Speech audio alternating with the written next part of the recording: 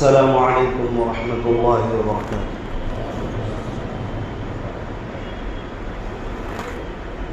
الحمد للہ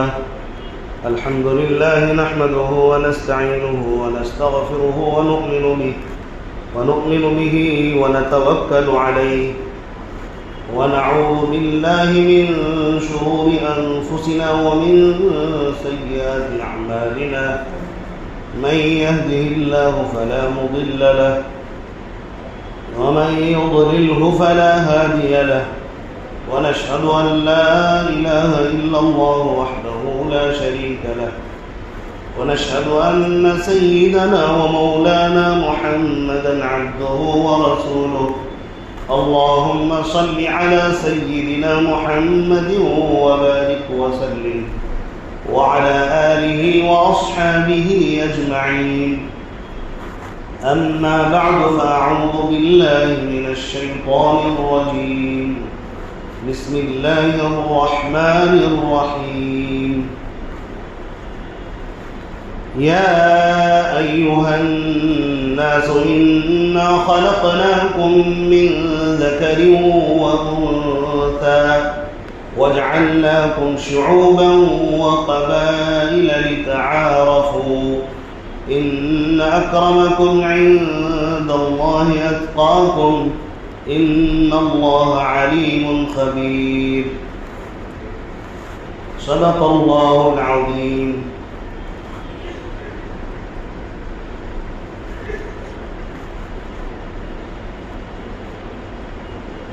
میرے واجب الاحترام بزرگوں اور بھائیوں اور اسلام کے غیور فرزندوں اور عزیز نوجوان دوستوں،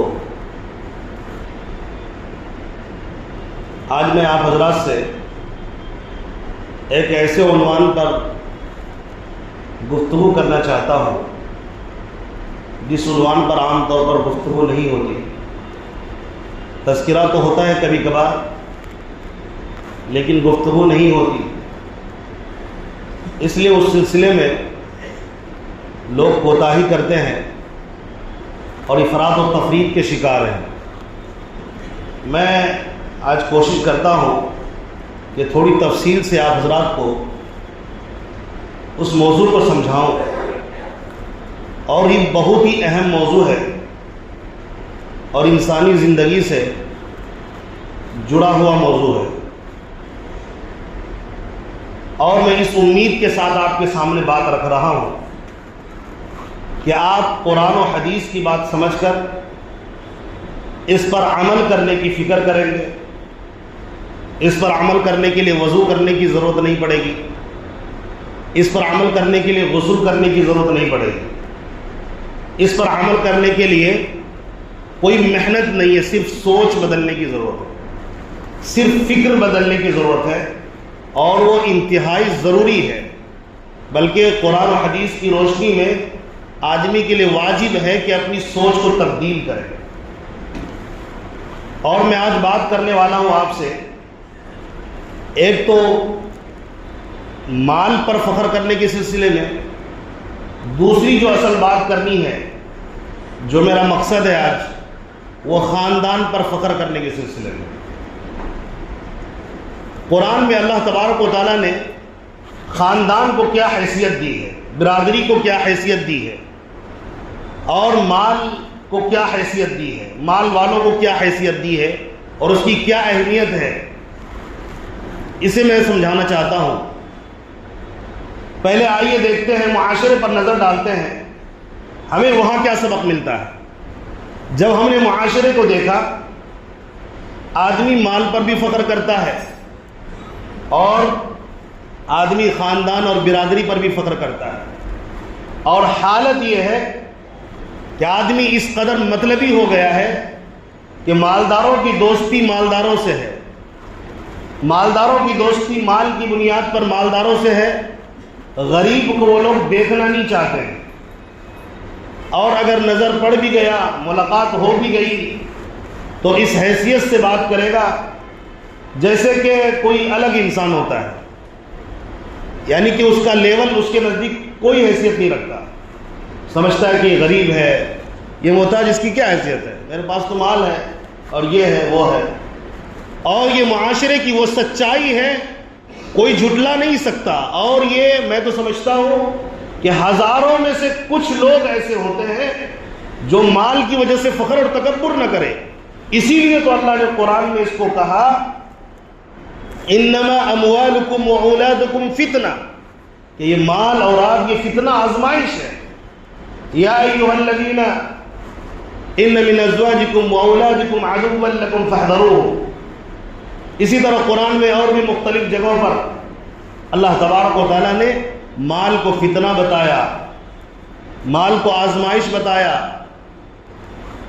اور مال پر فخر کرنا یہ تو اور بھی زیادہ فتنے کی بات ہے، اور بھی زیادہ تباہ کرنے والی بات ہے.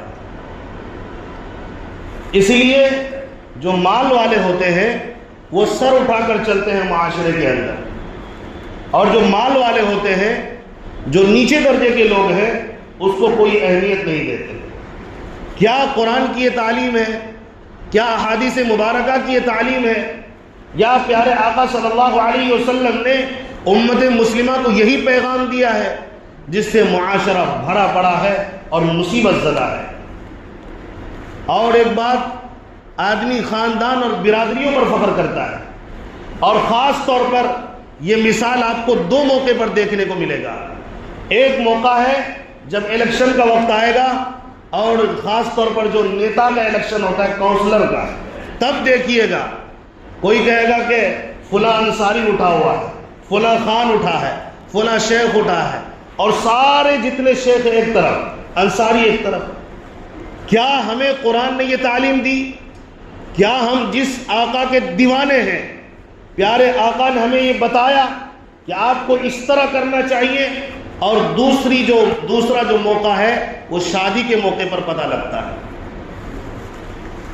عورتوں کی جوانیاں ڈھل چکی ہیں، جوانی ختم ہو رہی ہے، رشتے نہیں مل رہے ہیں، اور وجہ کیا ہے؟ خاندان میں، برادری میں کوئی اچھا رشتہ مل جائے. میں تو شیخ ہوں، مجھے شیخ میں کوئی اچھا رشتہ مل جائے. میں تو خان سے شادی نہیں کر سکتا، میں تو انصاری سے شادی نہیں کر سکتا. میں کھل کے اس لیے بات کر رہا ہوں کہ یہ ہم نے کیا کیا ہے. کیا یہ دین ہے؟ کیا یہ اسلام ہے؟ کیا یہ مذہب ہے کہ ہم اس قدر اس کو بڑھاوا دیں، اس قدر اس کو اہمیت دیں کہ ہماری بیٹیاں گھروں کے اندر جوان ہو جائیں اور ان کی جوانی ڈھلنے لگے، لیکن صرف ایک بات کی وجہ سے کہ برادری ہے اس لیے ہم شادی نہیں کریں گے غیر برادری میں؟ یہ کون سی تہذیب ہے؟ کس نے سکھائی یہ تہذیب؟ پوری دنیا کو تعلیم دینے والا، انسانیت کی تعلیم دینے والا، اخلاق کی تعلیم دینے والا پیغمبر اسلام صلی اللہ علیہ وسلم نے تو ہمیں یہ تعلیم نہیں دی ہے. تو تعلیم کیا دی ہے؟ آئیے سب سے پہلے قرآن میں دیکھتے ہیں. قرآن میں میں مال کے بارے میں آخر میں بات کروں گا، آئیے پہلے خاندان کے سلسلے میں بتاتے ہیں. اللہ نے قرآن میں کہا یا ایھا الناس انا خلقناکم من ذکر و انثی، اے لوگو ہم نے تمہیں ایک مرد عورت سے پیدا کیا ہے. ظاہر ہے کہ حضرت آدم علیہ السلام سب سے پہلے انسان اور نبی ہیں. حضرت حوا علیہ السلام یہ ان کی بیوی ہیں. ان دونوں سے اللہ تبارک و تعالیٰ نے انسانوں کی آبادی کو پھیلایا. اسی طرح اللہ نے قرآن میں ایک جگہ اور فرمایا یا ایھا الناس اتقوا ربکم الذی خلقکم من نفس واحدہ. یہاں تو اللہ تعالیٰ نے کہا حقیقت یہ کہ صرف ایک انسان سے ہم نے پھیلایا.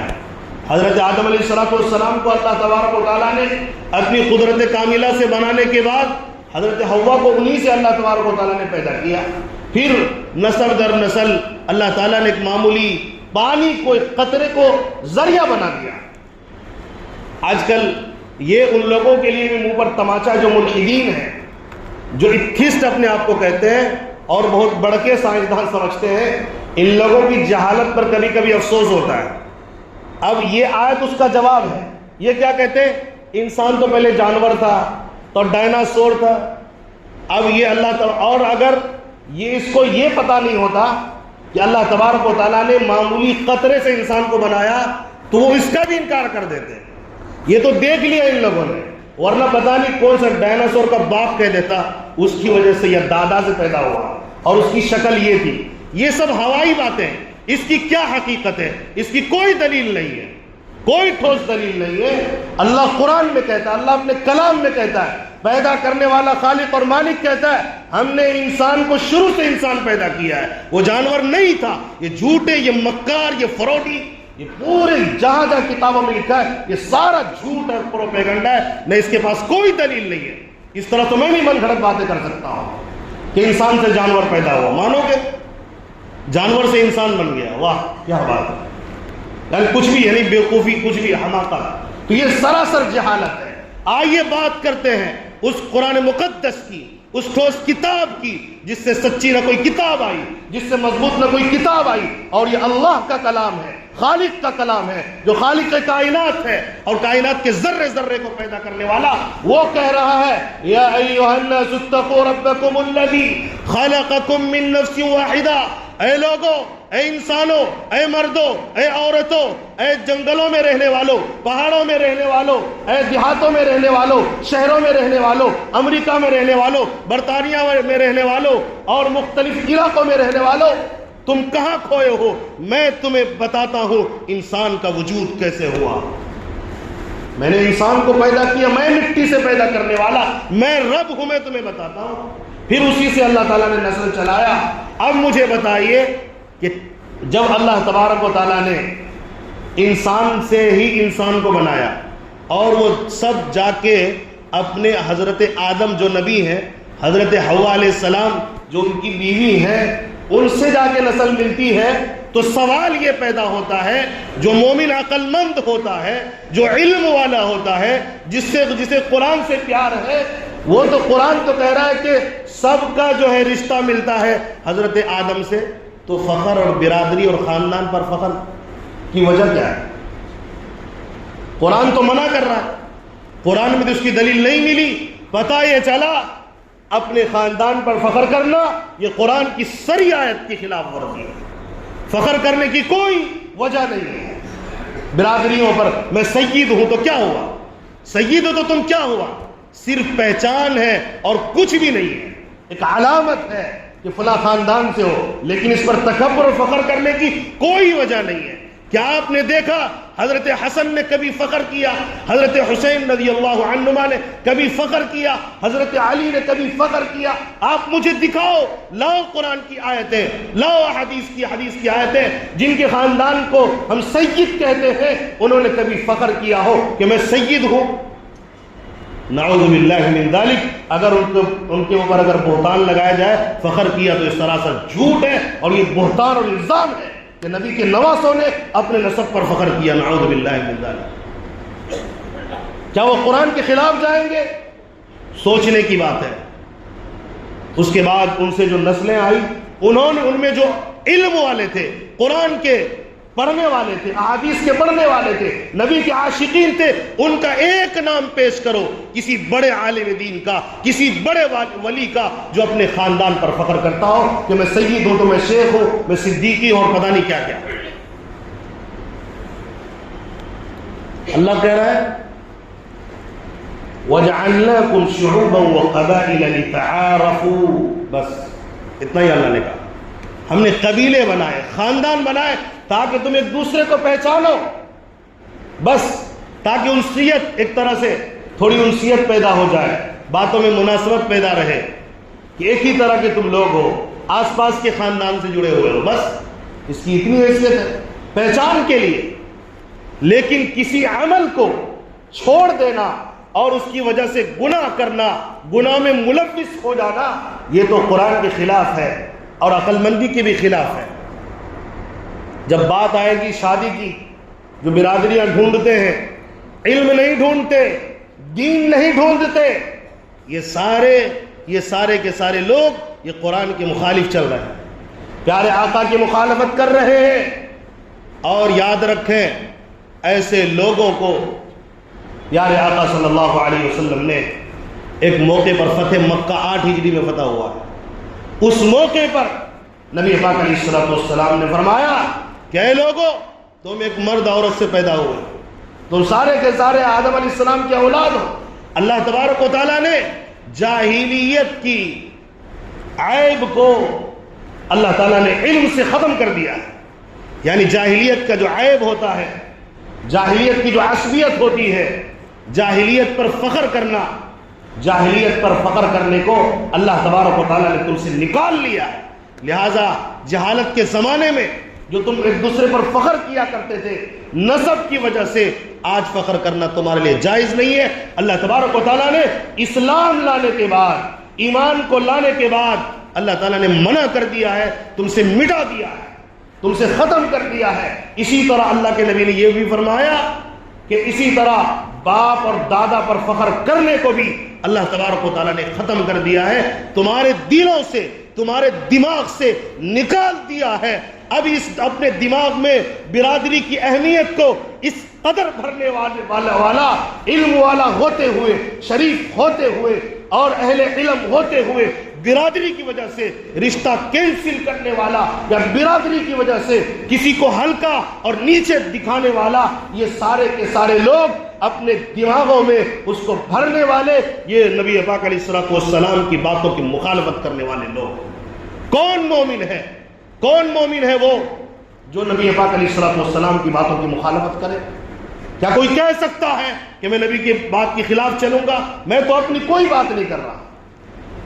آگے اللہ کے نبی نے جو فرمایا سوچنے اور سمجھنے کی بات ہے. بعض مرتبہ میں سخت الفاظ استعمال کرتا ہوں، ہو سکتا ہے بعضوں کو تکلیف ہو، میں معذرت چاہتا ہوں، لیکن اس کے پیچھے کوئی نہ کوئی دلیل ہوتی ہے. اب جب میں پڑھوں گا یہ کتنی خطرناک چیز ہے خاندان پر فخر کرنا، اس کا آپ کو اندازہ ہوگا. پیارے آقا صلی اللہ علیہ وسلم نے فرمایا کہ اب صرف دو لوگ رہ چکے ہیں، ایک مومن تقی، پرہیزگار تقی، یہ جو ہے عزت والے لوگ ہیں، تقوی اختیار کرنے والے مومن. اب صرف دو قسم کے لوگ رہ گئے، کوئی سید نہیں رہا، کوئی شیخ نہیں رہا. مثال کے طور پر اس کی اہمیت الگ سے جو بیان کی جاتی ہے، اس طرح کی کوئی بات نہیں رہی جس پر تم تکبر کرو، فخر کرو. اگر تمہیں کچھ اچھا لگنا چاہیے تو تم تقوی اختیار کرو. عزت والے اگر بننا چاہتے ہو اور شہرت والے بننا چاہتے ہو، اللہ کے دربار میں، نبی کے دربار میں تقوی اختیار کرو، نمازوں کی پابندی کرو، قرآن پڑھو، قرآن کی تفسیر پڑھو، اہل علم میں داخل ہو جاؤ، پیارے آقا کی بات پڑھو، سنت کو نہ چھوڑو، سنت کے دیوانے بن جاؤ، متقی بن جاؤ. تنہائی میں بھی اللہ سے ڈرو، حرام خوری کرنے میں، حرام کاری کرنے میں اللہ سے ڈر کر حرام خوری بند کر دو، حرام کاری بند کر دو، زنا چھوڑ دو، چوری چھوڑ دو، ڈاکہ چھوڑ دو، دھوکہ دری چھوڑ دو. یہ تقوی ہے. یہ ایک قسم لوگوں کی باقی رہ گئی اور خاندانی کوئی اہمیت، اس کی کوئی اہمیت باقی نہیں ہے. اسی طرح نبی صلی اللہ علیہ وسلم نے فرمایا دوسرا وہ شخص ہے جو مومن فاجر، اور وہ شقی ہے، گناہ کرنے والا، جنہوں نے اپنے آپ کو گناہوں میں ملوث کر کے، جھوٹ بول کر، وعدہ خلافی کر کے، زنا اور چوری جیسے گناہ میں مبتلا ہو کر، جھوٹ اور دغابازی اور فریب اور فراڈ کی جیسی چیزیں اپنے اندر ہے تو مومن، لیکن یہ فاجر ہے اور بدبخت ہے. نبی پاک علیہ الصلوۃ والسلام نے فرمایا یہ سارے بدنصیب اور بدبخت ہیں جنہوں نے اپنے آپ کو گناہوں میں ملوث کر لیا. تو دو ہی قسم کے لوگ رہ گئے. پتہ یہ چلا نہ سید کی کوئی اہمیت، نہ کوئی شیخ کی کوئی اہمیت، نہ اسی طرح صدیقی کی، نہ خان کی، نہ پٹھان کی، کسی کی کوئی اہمیت نہیں، انصاری کی بھی کوئی اہمیت نہیں. کہ کوئی یہ کہے میں سید ہوں تو جنت میں چلا جاؤں گا، یہ جھوٹ ہے، کہیں نہیں پتہ چلتا. سید ہو متقی بننا پڑے گا جنت میں جانے کے لیے. خان ہو، کوئی اس کو خان کو یا پٹھان کو یا انصاری کو کہہ دے تو کہ تم جنت میں نہیں جاؤ گے اس لیے کہ تم نیچے برادری کو ہو، یہ بھی جھوٹ اور فراڈ ہے. اگر وہ آدمی متقی ہوگا جنت میں جائے گا، اگر سید گناہگار ہوگا جہنم میں پہنچے گا. یہ تو قرآن کا فیصلہ ہے، احادیث کا فیصلہ ہے. کیا اس کے بھی منکر ہو جاؤ گے؟ نبی پاک علیہ الصلوۃ والسلام نے آگے جو فرمائے وہ سوچنے کی بات ہے، سمجھنے کی، ذرا دھیان سے سننے کی بات ہے. کتنا زیادہ ڈرنے کی ضرورت ہے. نبی نے فرمایا ان دونوں پر فخر کرنے والے وہ لوگ یہ جہنم کے کوئلہ بن چکے ہیں.